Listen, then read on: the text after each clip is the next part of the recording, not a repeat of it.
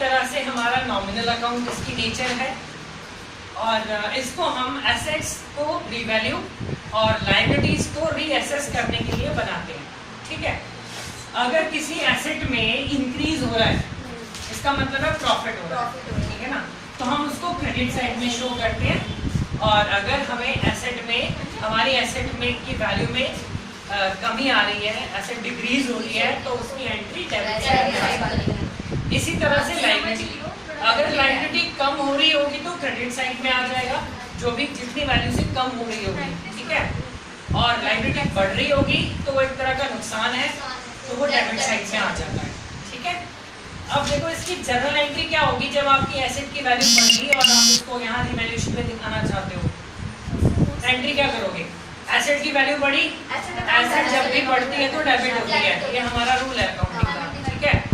Asset account debited to revaluation, ठीक है।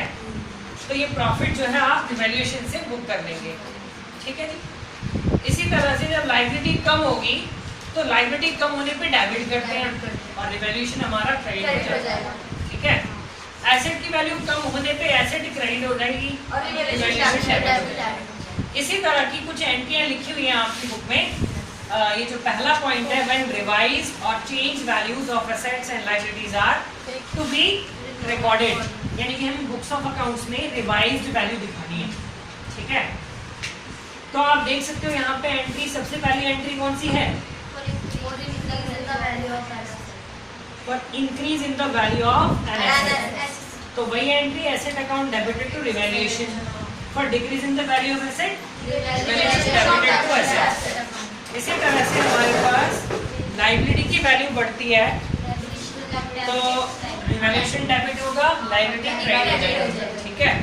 Logic clear है इसके पीछे? Okay. For recording an unrecorded asset, अब कोई एसेट आपकी बुक्स ऑफ अकाउंट में रिकॉर्डेड ही नहीं है, ठीक है, उसको आपको रिकॉर्ड करना होगा, एसेट डेबिट करोगे, तो अनरिकॉर्डेड था ना, तो आप उसको भी यहाँ से बुक करोगे, यानी कि रिवैल्यूएशन अकाउंट को क्रेडिट कर दोगे।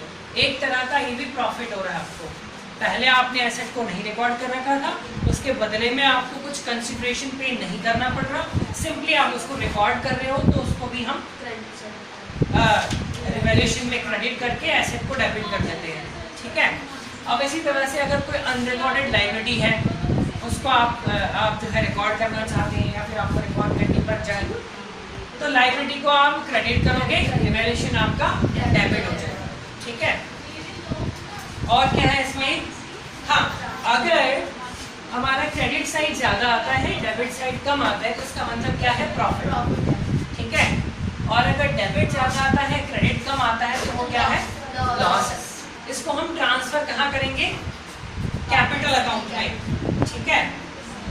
तो अगर पार्टनर्स की कैपिटल फिक्स्ड है तो हम करंट अकाउंट से एंट्री करेंगे, है ना, और फ्लक्चुएटिंग कैपिटल है तो फिर हम कैपिटल एंट्री करेंगे, ठीक है।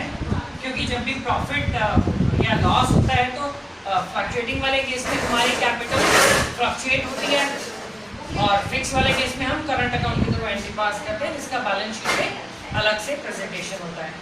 क्लियर है ये बात? ठीक है। वैसे ये बात तो हम बचपन से ही पढ़ रहे हैं ना। और ये आपको ध्यान रखना है कि हमेशा ओल्ड रेशो में करना है, क्योंकि जो भी एसेट्स हैं उनको आप रीवैल्यू आज की डेट में कर रहे हो, तो वो पहले समय से ही एसेट्स हैं। अगर उनकी वैल्यू में इंक्रीमेंट हुआ है तो वो भी पास्ट एफर्ट्स की वजह से हुआ है। पास्ट में आपने एसेट खरीद रखे थे, अब उनकी वैल्यू बढ़ गई। अब अगर कोई इनकमिंग पार्टनर भी होगा तो क्या उसको उसका बेनिफिट देना चाहिए? बिल्कुल नहीं देना चाहिए, है ना, क्योंकि वो तो आप जाके अब आने वाले समय में एफर्ट्स करेगा, है ना। तो पास्ट के अगर लॉसेस हैं तो वो भी ओल्ड पार्टनर्स में ही डिस्ट्रीब्यूट होंगे, प्रॉफिट्स हैं तो वो भी ओल्ड में। लेकिन यहाँ पे क्या है, देखो, अगर बैलेंस शीट में कोई अनडिस्ट्रीब्यूटेड प्रॉफिट या लॉस या रिजर्व किसी भी नाम से पड़ा हुआ था, तो वो तो हम सीधे कैपिटल अकाउंट में ले जा रहे थे, है ना। यानी कि जो भी आपका रिजर्व या प्रॉफिट है उसको डेबिट किया, पार्टनर के कैपिटल को क्रेडिट किया, और जो भी उनकी ओल्ड रेशो है उस रेशो में हमने बांट दिया। अब ये क्या है? प्रॉफिट है रिवैल्यूएशन का, ये भी कहाँ जाएगा? कैपिटल, ठीक है। आप डायरेक्टली इसको कैपिटल के थ्रू रिकॉर्ड नहीं करते, हम ये जानना चाहते हैं कि रिवैल्यूएशन पे हमें प्रॉफिट होना है या फिर लॉस होना है, सेपरेट कैलकुलेशन की जाती है इसकी, ठीक है। चलिए ये एंट्रीज हमारी हो चुकी हैं, ठीक है।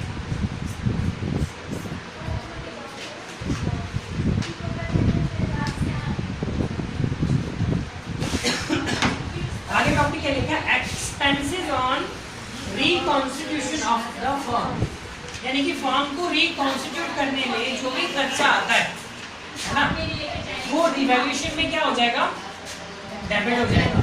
और भी क्रेडिट किससे करेंगे,